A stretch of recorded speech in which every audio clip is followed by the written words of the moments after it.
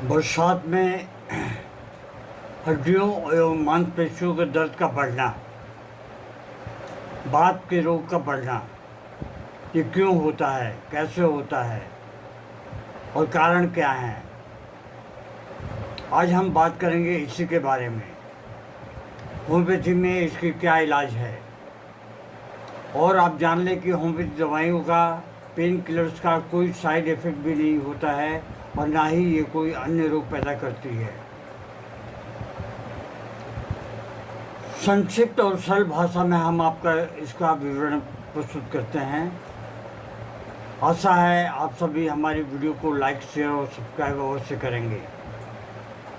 बरसात में मांसपेशियों और हड्डियों में दर्द, कारण, लक्षण, रोग प्रक्रिया और होम्योपैथी दवाइयाँ। लक्षण क्या क्या है? मांसपेशियों में जोड़ों में भारीपन, अकड़न और दर्द का होना, ये जो है इसके मुख्य लक्षण हैं।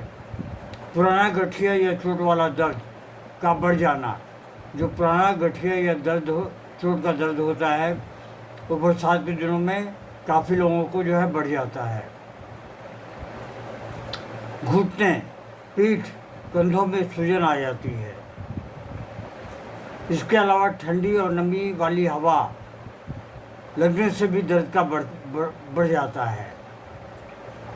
सुबह उठते समय जकड़न और चलने में कठिनाई महसूस होती है।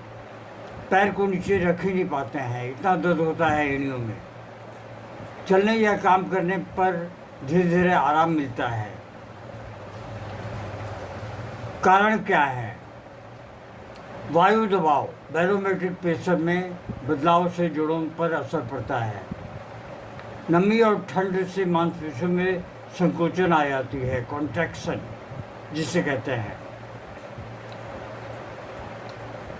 इसके अलावा पुराना गठिया या चोटों की समस्या का बढ़ना, धूप की कमी या विटामिन डी की कमी होने से भी ये समस्या पैदा हो सकती है। शरीर में पानी का जमा होना, सूजन और दर्द, हड्डियों और स्नायु तंत्र में कमजोरी, ये भी एक मुख्य कारण हो सकती है। आइए हम जानते हैं कि अब इसकी रोग प्रक्रिया क्या है, पैथोफिजियोलॉजी क्या है। नमी और ठंड से नसों की संवेदनशीलता बढ़ जाती है। जोड़ों का तरल पदार्थ जो है वो गाढ़ा हो जाता है। जो दो जोड़ होते हैं जिनके बीच में जो तरल पदार्थ जो होता है, जिसे इंग्लिश में साइनोवियल फ्लूइड कहते हैं, वो जो है गाढ़े हो जाते हैं या फिर घिस के ख़त्म हो जाते हैं। पुराने रोग जैसे गठिया में इन्फ्लेमेटरी केमिकल्स सक्रिय हो जाता है।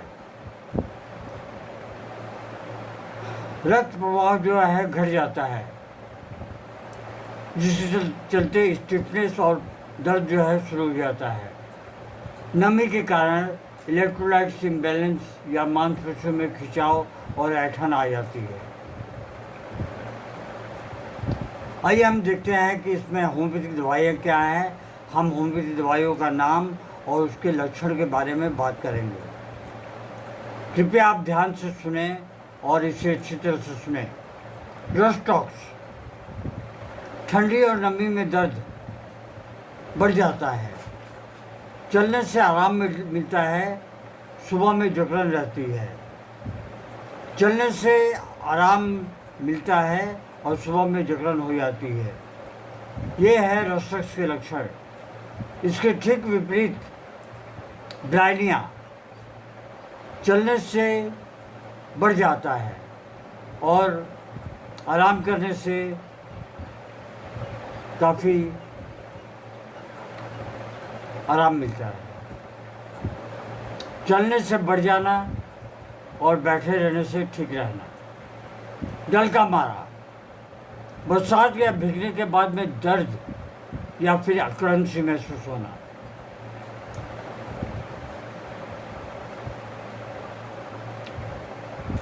नेट्रम सल्फ, जिनकी तकलीफ सिर्फ बरसात में बढ़ती है। ऐसे कुछ लोग भी हैं जिनकी तकलीफ जो है बरसात में बढ़ जाती है। कॉस्टिकम, पुराना गठिया, कमजोरी और जकड़न, गर्मी से आराम मिलता है, गर्मी से काफ़ी हद तक रिलीफ मिलती है। इसके अलावा जो है आर्निका, पुरानी चोट के दर्द जो मौसम बदलने से बढ़ जाते हैं। काफ़ी लोग हैं बोलते हैं कि मौसम बदलते ही हमारा दर्द जो है बढ़ जाता है, हमें आज से 5 साल पहले 10 साल पहले चोट लगा था। ऐसे में आर्निका 30 बहुत अच्छा कार्य करती है। इन दवाइयों को 6, 12 या 30 की पोटेंसी में दिन में 3 से 4 बार लें। कम से कम 6 से 8 हफ्ते तक लेते रहें। काफ़ी हद तक आपको दर्द से राहत मिल जाएगी और आप आराम पा सकते हैं।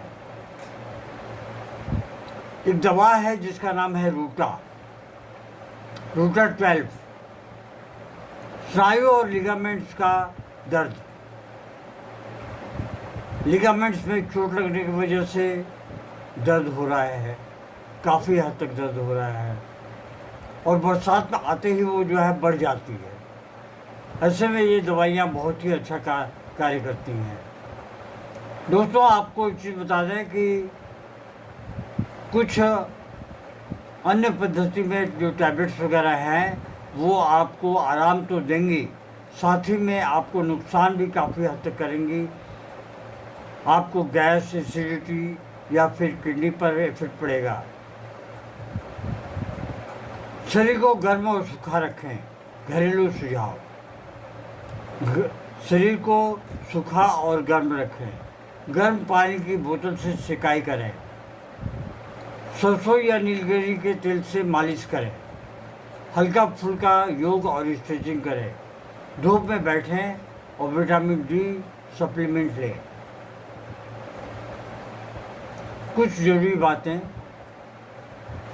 दवा का चुनाव लक्षणों के आधार पर किया जाता है, इसीलिए आप लोगों को मैं बार बार कहता हूँ कि दवा के लक्षणों को अवश्य सुनें और बार बार सुनें।